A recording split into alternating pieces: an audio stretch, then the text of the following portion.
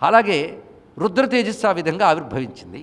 దేవతలందరూ శివుని వద్దకు వెళ్ళి అన్నట్ట, విష్ణువు అవతరిస్తున్నాడు, మరి తమరు అవతరించాలి అంటే తప్పకుండా అవతరిస్తాను. విష్ణువుకి నాకు ఒకటే హృదయం. పైగా నేను త్రిపురాసుర సంహారం చేసినప్పుడు నారాయణుడు బాణమయ్యాడు. అసలు కొట్టింది బాణమేగా, ఆయన బాణమైతేనే త్రిపురాసుర సంహారం చేయగలిగాను. అంటే లోకరక్షణకి నేను ఆయన కలిస్తేనే ఏ పనైనా చేయగలము. అందుకు నేను త్రిపురాసుర సంహారం చేస్తే విష్ణువు నాతో ఉన్నాడు. మరి విష్ణువు రావణ సంహారం చేసినప్పుడు నేను ఆయనతో ఉండాలి కదా, తప్పకుండా అవతరిస్తాను అని. ఎలా అవతరిస్తాననేది ఒక మాట చెప్పాడు. ఇది పద్మపురాణంలో మనకు కనబడుతుంది. సుందర సుభగ శ్రీమాన్ హనుమాన్ మారుతాత్మజ, మారుతాత్మజుడైన హనుమంతుడిగా అవతరిస్తాను. ఆ అవతారంలో లక్షణాలు ఏంటంటే 3 ఉంటాయి నాకు.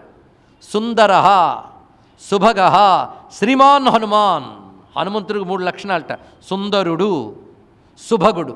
సుభగుడు అంటే సౌభాగ్యవంతుడు, భగము అంటే జ్ఞానము, ఐశ్వర్యము, శక్తి. 3 అర్థాలండి.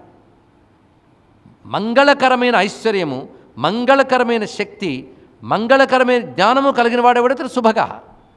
అంతేకాదు అత్యంత సుందరుడు.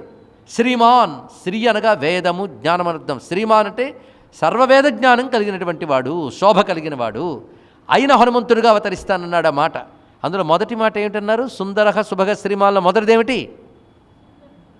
ఇంత తేలిగ్గా అడిగినా చెప్పలేకపోయాడు ఏమిటండి. సుందర. హనుమంతుడి కాండ పేరేమిటి? ఇప్పుడు అర్థమైందా ఆ కాండక పేరు ఎందుకు వచ్చిందో? ఆయన కాండ పేరు సుందరకాండ, ఆయన పేరు సుందరుడు. మంత్రశాస్త్రంలో ఇది రహస్యం అండి. హనుమంతుడు అసలు పేరు సుందరుట్ట. ఎందుకంటే హనుమాన్ అంటే గొప్ప దవడలు కలవాడు. ఎవడైనా పేరు పెట్టుకుంటాడండి. గొప్ప దవడలు ఉన్నవాడు, గొప్ప జబ్బలు ఉన్నవాడు. ఇది పేరు కాదు, అది విశేషణం అంతే. ఆంజనేయుడు, అంజనాదేవి కొడుకు. అంజనాదేవి కొడుకు అనేది పేరు ఎలా అవుతుందండి? సీతమ్మ గారి కొడుకు అంటే పేరు అవుతుందండి? అంజనాదేవి కొడుకు పేరు కాదు, అపత్యార్థకం అంటారు దాన్ని. అంటే ఫలానా వారి అబ్బాయి అని చెప్పడం. హనుమాన్ అంటే గొప్ప దవడలు ఉన్నవాడు, కానీ అసలు పేరు వాళ్ళ అమ్మ పెట్టుకున్న పేరుతో సుందరుట్ట. అది గొప్ప విషయం. ఈ రహస్యం ఎక్కడ తెలుస్తుంది? మంత్రశాస్త్రంలో తెలుస్తుంది. మరొక అద్భుతమైన అంశం ఉందండి. మొదటి రోజే అద్భుత రహస్యాలు వస్తున్నాయి. అందుకని రేపటి నుండి చూసుకుందాం. ఒకరోజు మిస్ అయితే మిస్ అయ్యమంటే వాడు చాలా మిస్ అయిపోయినట్టు బతుకులో తెలుసుకోండి. ఇక్కడ చెప్తున్న ఒక అద్భుతమైన మాట ఏంటంటే, ఒక మంత్రాది దేవత మానవ రూపం ధరించితే మనలాగే తిరుగుతున్నట్టు కనబడుతోంది, కానీ వాళ్ళు సందర్భానుగుణంగా మెరుపులాగా వాళ్ళలో ఉన్న మంత్రశక్తిని చూపిస్తుంటారండి. ఆ ఘట్టాలు పట్టుకుంటే ఆ మంత్రం జపం చేసిన ఫలితం మనకు లభిస్తుంది. అలా హనుమన్ మంత్రములన్నీ కలిసి రుద్రరూపమై అవతరించారు భూమి మీద. హనుమంతుడు కూడా అప్పుడు ఉన్నవాడే. ఆయన అవతరించాడు. అవతరించి తన యొక్క 32 మూర్తుల్ని చూపించాడు సుందరకాండలో. చూపించిన తర్వాత నేటికి ఉన్నాడు. అది గొప్ప విషయం. ఆంజనేయ స్వామి నేటికి గంధమాదనంలో ఉన్నాడు. అయితే నేను వెళ్ళానండి, కనబడలేదండి. గంధమాదనం వెళ్ళడమే కష్టం. వెళ్ళినా మనకు కనబడేవాడు మనలాగే ఉంటాడు కనుక వాడిని చూసి ప్రయోజనం ఏం లేదు. ఆయన అనుగ్రహిస్తే, మనకు దివ్య దృష్టినిస్తే అప్పుడు ఆయన చూడగలం. అలా గంధమాదనంలో ఆయన ఎలా ఉంటాడనేది మణిద్వీప వర్ణనలా ఒక వర్ణన ఉన్నదండి అక్కడ. మనం ఎప్పుడైనా ఈ 4 రోజుల్లో చూద్దాం గంధమాదనం ఎలా ఉంటుంది, ఆ గంధమాదనంలో స్వామి ఉన్న లోకం ఎలా ఉంటుంది, ఆ చుట్టూ ఎంతమంది ఉంటారు. ఇదంతా ధ్యాన వర్ణన. అంటే మణిద్వీప వర్ణనకి ఎంత మహిమ ఉన్నదో గంధమాదనంలో స్వామి లోకానికి వర్ణన అంత మహిమ ఉన్నది. మొదటి ప్రారంభించంగా వస్తాడు, ఆయన వచ్చి లోకాన్ని చూపిస్తాడు. ఒకవేళ మనం యోగ్యులమైతే ఆయన అనుగ్రహించి చూపిస్తాడు మన శ్రద్ధ బట్టి. అలాగా స్వామి అనుగ్రహం మనకి గంధమాదన లోకంలో కనబడతాడు. నేటికి ఉన్నాడు. అయితే రామావతారం పూర్తి చేసిన తర్వాత రామచంద్రమూర్తి సరయూ నదిలో మొత్తం తన భక్తులందరినీ సరయూ నదిలో ముంచి వైకుంఠానికి దివ్యలోకానికి తీసుకెళ్తాడు. కానీ విభీషణ్ణి హనుమంతుడిని మాత్రం ఉండమని చెప్తాడు. విభీషణుడి చిరంజీవి, హనుమంతుడు కూడా ఉండమంటాడు. హనుమంతుడు చిరంజీవి. అప్పుడు హనుమంతుడు ఒక మాట అంటాడు, నేను ఉండాలంటే ఒకటే కండిషన్ అన్నాడు ఆయన. నీ కథ భూమి మీద ఉంటే నేను ఉంటానని చెప్పాడు ఆయన ఇక్కడ. అందుకే రామకథ నేటికి ఉందా లేదా చెప్పండి. ఇక్కడ ఎక్కడుంది? ఎక్కడ లేదు.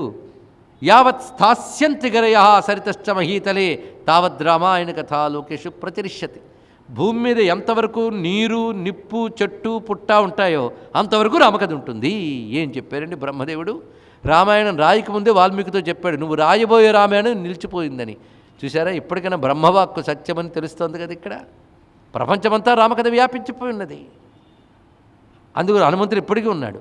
అయితే గంధమాదంలో పేరుకి ఒక దివ్య రూపంతో ఉన్నా, ఇది వైకుంఠంలో విష్ణువు ఉన్నా సర్వవ్యాపకుడే, కైలాసంలో శివుడున్నా సర్వవ్యాపకుడే, గంధమాదంలో హనుమంతుడున్న సర్వవ్యాపకుడే. ఎక్కడ రామకథ జరుగుతుందో అక్కడ కూర్చుంటాడండి. ఏకకాలంలో అన్ని చోట్ల ఉండగలడు. అది గొప్ప విషయం. తులసీదాస్ వారు కొంతకాలం తారక మంత్ర జపం చేసి ఆ నీటిని జపం అంత అయిన తర్వాత తత్సత్ బ్రహ్మార్పణమస్తు రామార్పణమస్తుని విడిచిపెడతారు కదండి. ఆ నీరు సామాన్యంగా దానికో శక్తి ఉంది. నాకు శక్తి కనబడలేదు అంటే మాత్ర వేస్తే అందులో పవర్ మనకు తెలియదు, వేసి మింగడమే తప్ప. ఆ నీటిని రోజు ఒక చెట్టు మొదట్లో వదులుతూ ఉంటే కొన్నాళ్ల తర్వాత దివ్య పురుషుడు ఆ చెట్టులోంచి బయటకు వచ్చాడు. తులసీదాస్ చూసి ఎవరు ఈయన అన్నాడు.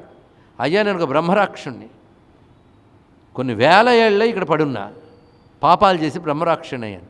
కానీ నువ్వు రోజు రామతారక మంత్రం చేసి నీళ్లు ఇక్కడ వదలడం వల్ల, ఆ నీటి ప్రభావం వల్ల నా పాపం కడగబడి నేను పవిత్రుణ్ణై నా బ్రహ్మరాక్షత్వం పోయింది, నేను దివ్యలోకాలకు వెళ్ళిపోతున్నానయ్యా అన్నాడు. ఇక్కడ చూసారా, ఇవన్నీ మన సాధకులకు పనికి రావాలండి. ఇక్కడ నీరు పోస్తే అంటే ఉంటుంది, అంత శక్తి ఉంటుంది. భక్తిగా జపం చేసి సాధన చేస్తూ ఉంటుంది. అది ఏ సాధన లేకుండా ఊరికి ఏడుస్తూ కూర్చుంటే ఏం లాభం అండి? సాధన చేయాలి, అనుభూతి పొందాలి.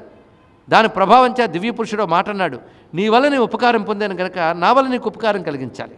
నీకు ఏవైనా కావాలంటే కోరుకో, నేను చెప్తాను. నాకు రాముణ్ణి చూడాలని అన్నాడు. ఒకటే మాట. ఇక్కడ పరమాత్మ ఆయన్ని నేనెక్కడ చూపించగలనయ్యా? ఆయన్ని చూపించాలంటే ఆయన దయ కావాలి. కానీ నేను ఒక్క పని చేస్తా, హనుమంతుడు ఎక్కడున్నాడో చూపిస్తాను, నువ్వు ఆయన పట్టుకో, ఆయన రాముడిని చూపిస్తాడన్నాడు.